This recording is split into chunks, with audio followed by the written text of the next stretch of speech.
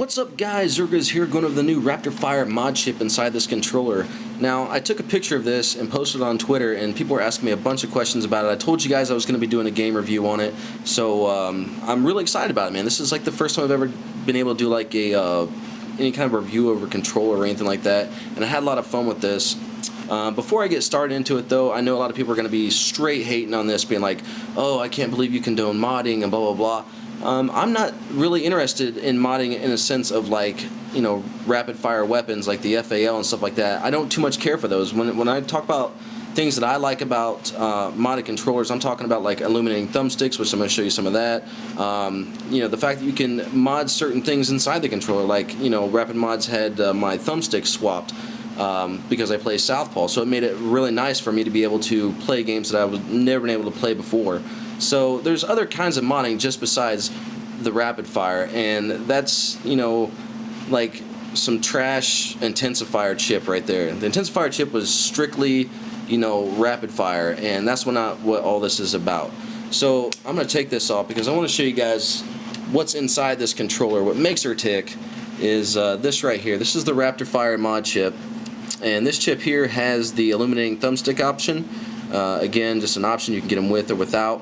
And I'm going to show you in the end of this video the lighted thumbsticks, but I'm not going to get to that right away because some people might be asking me like, okay, so if I got this RaptorFire mod, you know, what all does it have? Okay, so I'm going to walk through it real quick as fast as I can. If you want to know, first off, if your controller is compatible, you're going to be looking on the back here, the back right, for a C15 back here next to this capacitor or whatever you want to call it. Right next to that, if there's a C15, that means you got a CG1 or CG2 controller, which means that it's compatible for the new RaptorFire mod chip.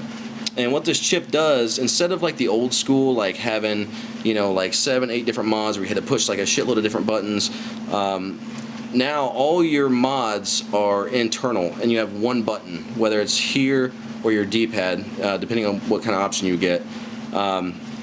And when you first turn on your controller, it's going to light up like a Christmas tree, and basically it's color indicated.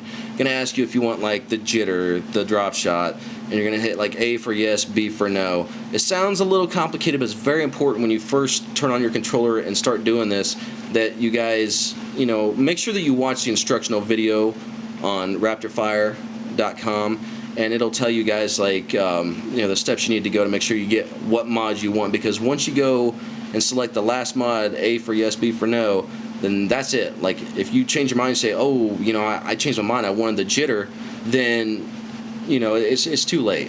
You have to send it back in the manufacturer. But this controller is completely loaded out. This has got all the functions on it. And I'm going to show you guys real quick, one of the cool things about this is, again, I got the mod button right here on the back. It may be the D-pad for you. But if I double click, okay, you're going to see Class 1, Class 2, Class 3. So every time I double click, it's going to go through a different class. Now these classes are just like, let's say, Call of Duty. Okay, so for each class, I'm going to go back to Class 1.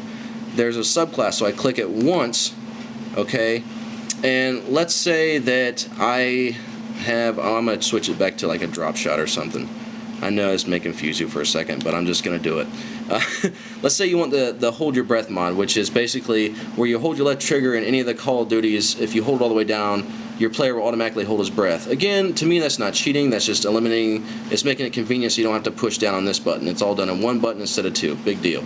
Okay, so, but let's say I want that mod. All I gotta do is push down, because that's where my hold breath is at, and then hold this button back here at the same time, and you're gonna see that it confirms it, and now you have the hold breath mod.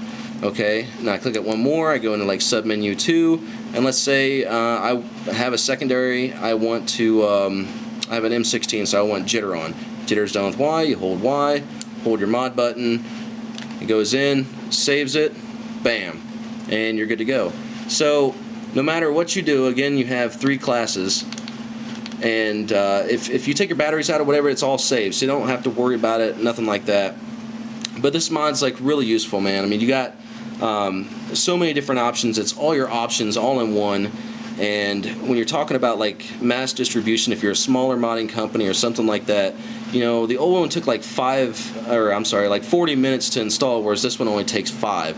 So, you know, if you're a small business, time's money, then, you know, obviously this is going to be the smarter way to go. You get more options for a quicker install, and it's just really cool. So what I'm going to do now is I'm going to go to a gameplay, show me using the controller. Now again, when it comes to the modded part of the RaptorFire, I don't really care for it. So those I show in a private match. The Hold Your Breath mod, you're going to see a clip on COD 4 of that. So I'm going to go ahead and roll that and talk about it a little bit more, and then I'm going to show you guys the light functions on this controller. Okay, so now I've loaded up a game of Modern Warfare 2, and again, this is using the like slot 1 that I had set up previously on the RaptorFire controller, and you can see if I hold my trigger all the way in, he's going to hold his breath. This is a really cool feature. I just want to show you guys in game.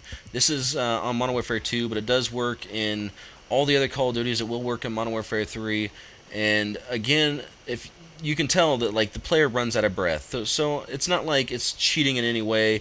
It just makes it convenient. You don't have to hit 2 buttons, you only have to hit 1, and then I can just click my bottom mod button to switch to the drop shot and take him out.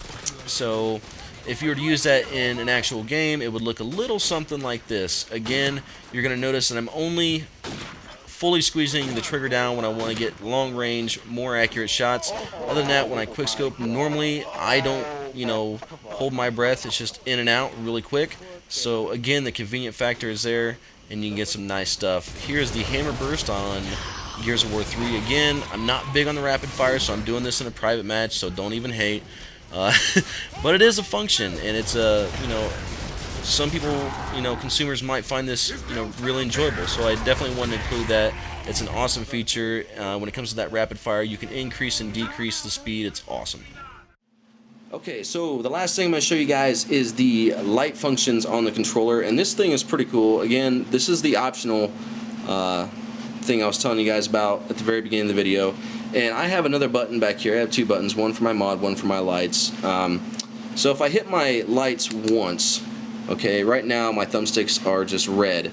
If I hit them, if I double tap them, then they're just going to change to blue, and then if I double tap them again, they go to purple. Double tap again, and it just starts mixing like the different colors, okay, until I get back to a solid color. Now if I just tap it once, then every time I tap once it's going to do something completely different.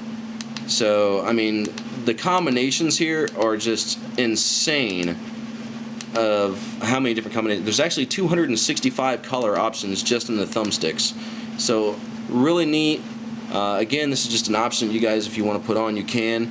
I've really enjoyed using this. It's been really fun and learning like all the different options and being able to do a review like this and present it to you guys.